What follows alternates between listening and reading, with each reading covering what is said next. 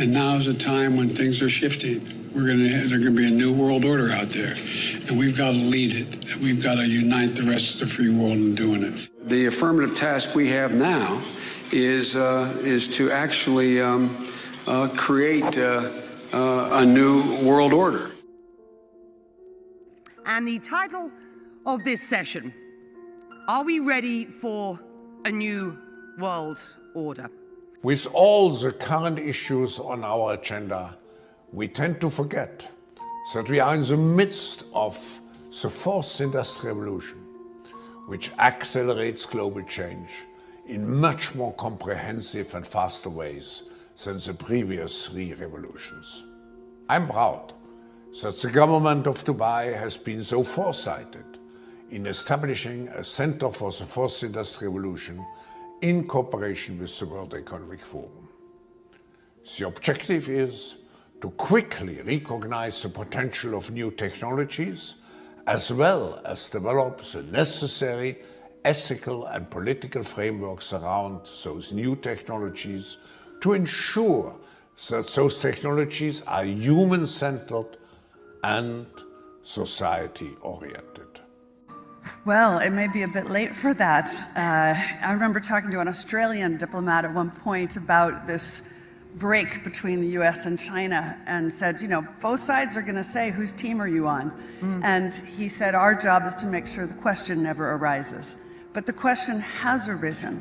And so I think we have to go deeper. And it's not about the US versus China. It's about what underpins a world order is always the financial system.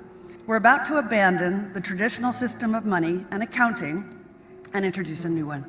And the new one, the new accounting, is what we call blockchain. It means digital.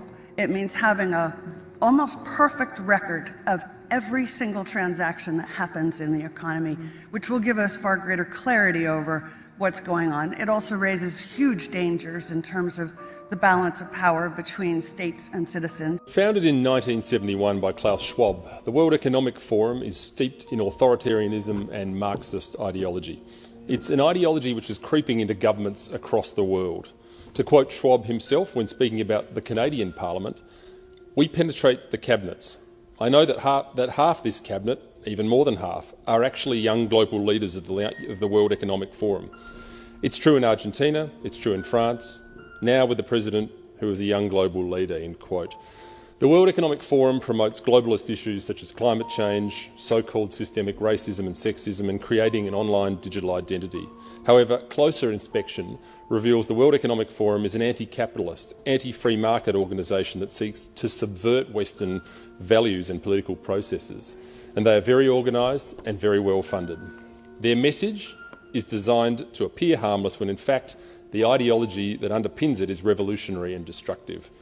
They train aspirational leaders in their ideology and help them make connections in spheres including politics, business and the arts. The World Economic Forum has consistently advocated for the harshest and most extreme COVID measures possible, including lockdowns, mandatory vaccinations, vaccine passports and mask mandates, despite these policies assaulting many of our basic liberties. You don't want to get vaccinated, that's your choice, but don't think you can get on a plane or a train besides vaccinated people and put them at risk. At the centre of the World Economic Forum's ideology is stakeholder capitalism. Essentially, this is a theory that traditional free market capitalism ignores the dangers posed by climate change, and so the government must enforce restrictive policies to save the environment, even if that means less wealth. Why then are the forum's criticisms of capitalism always directed at Western nations rather than the great polluters such as China and India? The forum believes that your freedoms should be minimised to prevent the imminent climate catastrophe, the one that's coming for 10 years in the last 50 years, by the way. The central theme of the World Economic Forum's material is what they call the Great Reset, which is Klaus Schwab's term for the opportunity the pandemic has presented to reimagine and reinvent the economic policies of the West. The term comes from Schwab directly himself with his 2020 book entitled The Great Reset. In a now deleted video titled 8 Predictions for the World in 2030, the World Economic Forum claimed that "you'll own nothing and you'll be happy," a slogan that hits the same dystopian note as "work makes you free and ignorance is strength." You don't have to be a political philosopher to figure out that if you own nothing, the state owns everything. There's a word for this. It's called communism. And I have to say, when I mention our names like Mrs. Merkel, even Vladimir Putin and so on, they all have been young global leaders of the World Economic Forum. But what we are very proud of now is the young generation, like Prime Minister Trudeau, President of Argentina and so on, is that we penetrate the cabinets.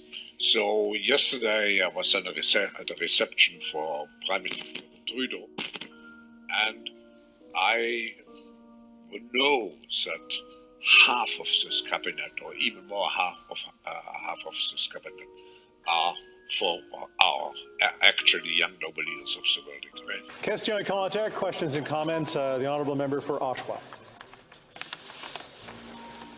Thank you, Mr. Speaker, and I listened to my colleague's speech. I had a constituent that wanted me to ask a question about outside interference to our democracy. Klaus Schwab is the head of the World Economic Forum, and he bragged how his subversive WEF, World Economic Forum, has, quoted, infiltrated governments around the world. He said that his organization had penetrated more than half of Canada's cabinet. And I was wondering, in the interest of transparency, could the member please name which cabinet ministers are on board with the WEF's agenda?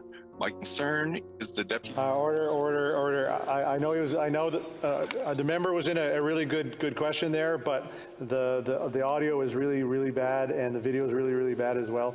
And I apologize. I don't know if the member. Okay, let's try again. The honourable